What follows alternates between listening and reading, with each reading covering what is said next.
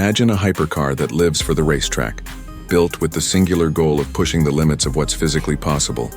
That's where the Bugatti Bolide RS comes in, a machine so extreme it makes even elite supercars look tame.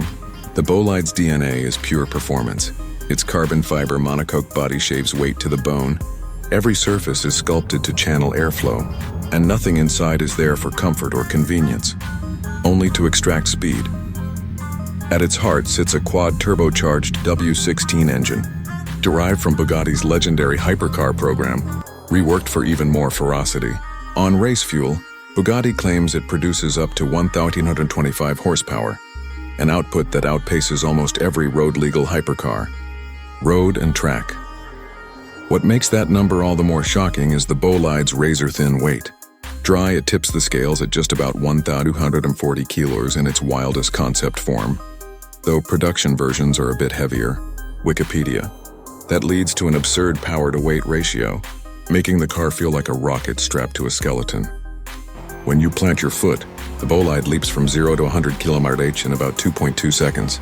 From 0 to 300 km/h happens in just 11.5 seconds. Wikipedia. It can transition from full throttle to full braking surprisingly quickly, from 300 km/h to 0 in around 6 seconds, thanks to an advanced braking package. Wikipedia. Simulations suggest that on the Nürburgring, the Bolide could lap in 5:23, a time that sits in supercar shaming territory. Wikipedia. The car never compromises on aerodynamics. Massive wings, active elements, sculpted diffusers, and gigantic ducts all work together to produce enormous downforce. In testing, observers have estimated over 2,600 lbs of downforce being generated at speed. Reddit. Every edge and curve is laid out for airflow management. This isn't a car you stare at for aesthetics. It's a vehicle you feel through its raw aggression.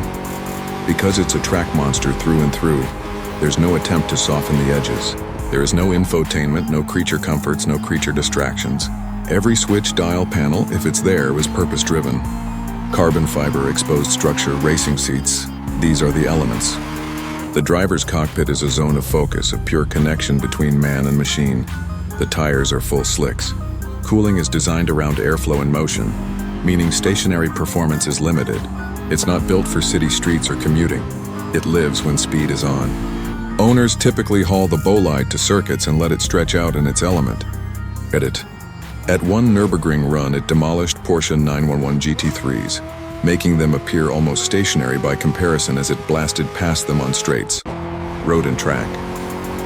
That kind of dominance falls naturally when your machine is that unrelenting. Production of the Bolide is extremely limited. Bugatti has announced that only 40 of these track-only hypercars will be made, making it profoundly exclusive. DuPont Registry News. It's essentially the ultimate showcase of what a company can do when freed from road-legal constraints. According to Bugatti, their W16 era is approaching its end, and the Bolide is part of the dramatic crescendo. DuPont Registry News. The Bolide RS, or RS variant if Bugatti formalizes that name, would likely push the performance envelope even further. More aggressive aero, lighter components, track-tuned dynamics. Whether or not Bugatti releases such a variant, the Bolide's base form already sets a benchmark so high that few could ever dream of reaching it.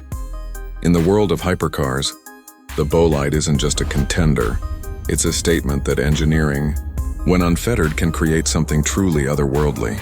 On your YouTube video, you can capture that ferocity with roaring engine sound, rapid cuts of it ripping through corners, shots of it throwing down tire smoke under braking, and the visceral reaction of someone pressed into the bucket seat. Show viewers what it feels like to drive a piece of machinery that doesn't ask permission. It takes over.